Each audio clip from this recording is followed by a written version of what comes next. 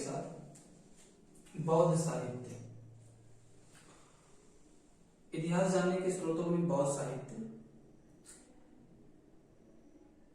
हमने बताया भी था कि इतिहास की जानकारी जो है, भारतीय इतिहास की जानकारी कई स्रोतों से मिलती है।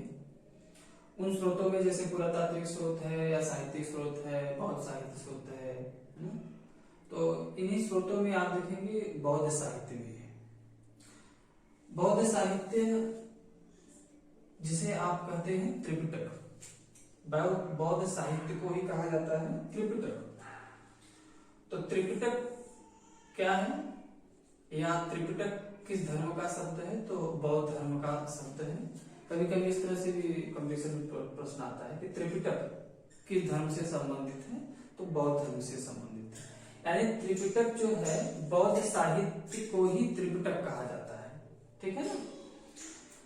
मुख्य जो बातें हैं त्रिपिटक के संबंध में, तो त्रिपिटक जो हमने बताया कि बौद्ध साहित्य को ही त्रिपिटक कहा जाता है। विभिन्न जो बौद्ध संगीतियां आयोजित की गई थी, विभिन्न प्रकार की जो बौद्ध संगीतियां आयोजित की गई थी, त्रिपिटक का संकलन उन्हीं संगीतियों में किया गया था। जैसे प्रथम बौद्ध संगीत हुई थी, द्वितीय बौद्ध संगीत हुई थी, तृतीय बौद्ध संगीत हुई थी, चतुर्थ बौद्ध संगीत हुई थी। तो इस तरह से जो बौद्ध संगीतियां आयोजित की गई थी उसमें त्रिपिटक का संकलन किया गया था, ठीक है ना। तो इसके संबंध में देखेंगे कि बौद्ध साहित्य को ही त्रिपिटक कहा जाता है। और त्रिपिटक का जो संकलन है या त्रिपिटक का जो विभाजन है वह विभिन्न प्रकार की बौद्ध संगीतियों में किए गए थे। यानी कि जो त्रिपिटक आपके विभाजित हुए तो 3 प्रकार के त्रिपिटक विभाजित हुए थे। यानी कि त्रिपिटक के 3 भाग हैं, है ना। त्रिपिटक के 3 भाग हैं। पहला है सूक्त पिटक, है ना। पहले त्रिपिटक के 3 भाग हैं। पहला है सूक्त पिटक, है ना। पहला है सूक्त पिटक, दूसरा है विनय पिटक और तीसरा है अभिधम्य पिटक, है ना। अभिधम्य पिटक। तो सूक्त पिटक, विनय पिटक, अभिधम्य पिटक, इन सभी पिटकों को बौद्ध संगीतियों के अंतर्गत समाहित किया गया था, है ना। आप देखेंगे पहला भाग देखते हैं सूक्त पिटक। तो सूक्त पिटक क्या है ना। तो सूक्त का तात्पर्य होता है धर्मोपदेश। धर्मोपदेश, सूक्त का तात्पर्य होता है धर्मोपदेश। तो धर्मोपदेश यानी कि धर्म का उपदेश, है ना। तो धर्म का उपदेश यानी कि बौद्ध धर्म से संबंधित बता रहा है कि महात्मा बुद्ध के धर्मोपदेश। तो महात्मा बुद्ध के जो उपदेश हैं, है ना, मुख्य रूप से सूक्त पिटक के अंतर्गत लाए गए थे। तो सूक्त पिटक में क्या है, धर्मोपदेश है। तो सूक्त का भी तात्पर्य उन्होंने बताया कि धर्मोपदेश होता है। यह क्या है कि बुद्ध धार्मिक विचारों उपदेशों के लिए यह संग्रहित किया गया था। यानी कि महात्मा बुद्ध के विचारों और उपदेशों का संग्रह है ना। महात्मा बुद्ध के विचारों और उपदेशों का संग्रह है। इसीलिए मुख्य रूप से इसी तरह से कंपटीशन में प्रश्न भी आते हैं। ये पूछता है कि सूक्त पिटक में किस विषय का वर्णन है। तो किस विषय का वर्णन है, यह महात्मा बुद्ध के धार्मिक विचारों एवं उपदेशों का संग्रह है। इस तरह से भी प्रश्न बराबर कंपटीशन में आते हैं।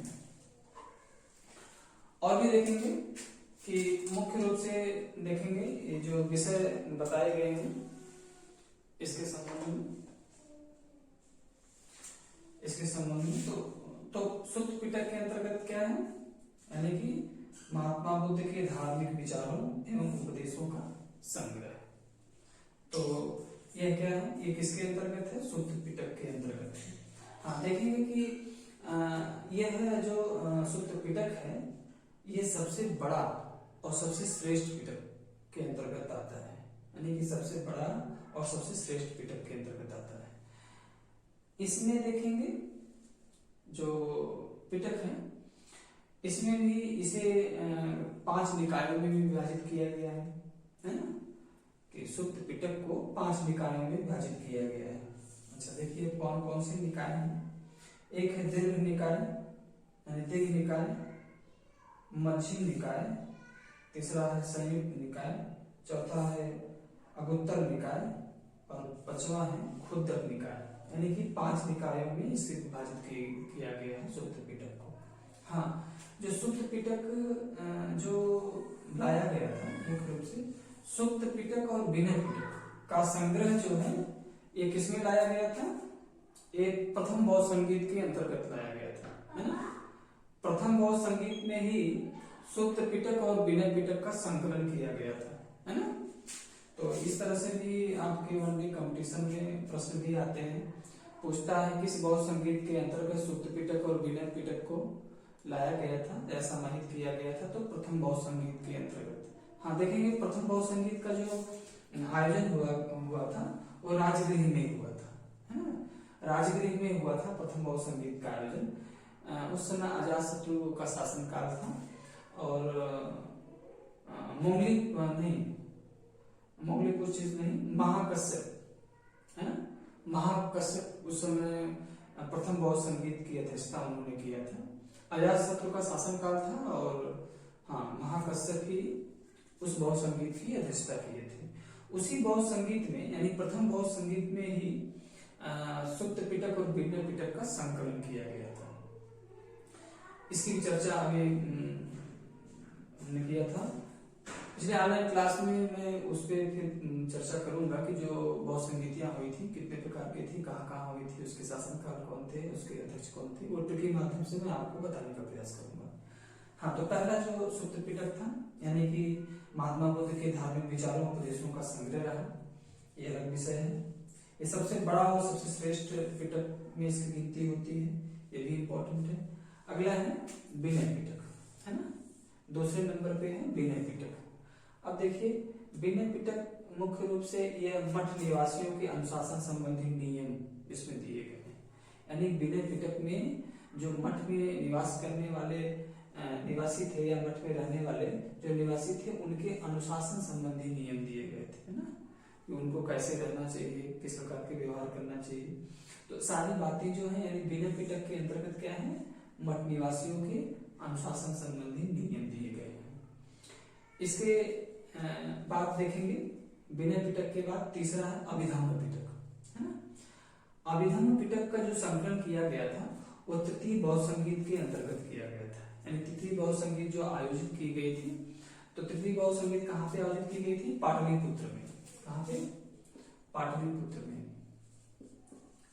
पाटलिपुत्र में, पाटलिपुत्र बिहार में पड़ता है।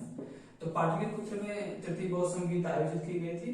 उस समय जो शासनकाल था अशोक का शासनकाल था, अशोक का शासनकाल था। अध्यक्ष कौन था, अध्यक्ष था मोगलीपुत्र चिश्ती, मोगलीपुत्र चिश्ती, ठीक है ना। तो अभिधम्म पिटक जो तीसरा पिटक है, इसका संकलन जो है तृतीय बौद्ध संगीत के आयोजन में इसका संकलन किया गया था। हाँ, अभिधम्म पिटक जो है वो बौद्ध मतों का दार्शनिक व्याख्या, यानी अभिधम्म पिटक में बौद्ध मतों की दार्शनिक व्याख्या का वर्णन दिया गया है, यानी कि यह बराबर कंपटीशन में प्रश्न आता है कि अभिधम्म पिटक के अंतर्गत कौन से विषय समाहित किए गए थे, तो बौद्ध मतों का दार्शनिक विवेचना, यानी अभिधम्म पिटक में क्या है, बौद्ध धर्म की दार्शनिक विवेचना या व्याख्या किए गए थे। तो इस तरह से बातें कही गई हैं। तो ये त्रिपिटक से संबंधित प्रश्न बराबर कंपटीशन में आते रहते हैं। इसके अलावा देखेंगे तो कुछ और भी जो बौद्ध साहित्य के अंतर्गत कुछ और भी ग्रंथ आते हैं। कुछ ग्रंथ आते हैं जिसे पाली भाषा में लिखा गया था। तो पाली भाषा में लिखे गए ग्रंथ में जैसे मृतपन्हु है ना, और दीपवंश है, महावंश है, इस प्रकार के ग्रंथों की भी रचना जो है बौद्ध साहित्य के अंतर्गत ही आती है, ठीक है ना। इस तरह से प्रश्न बराबर कंपटीशन में आते रहते हैं।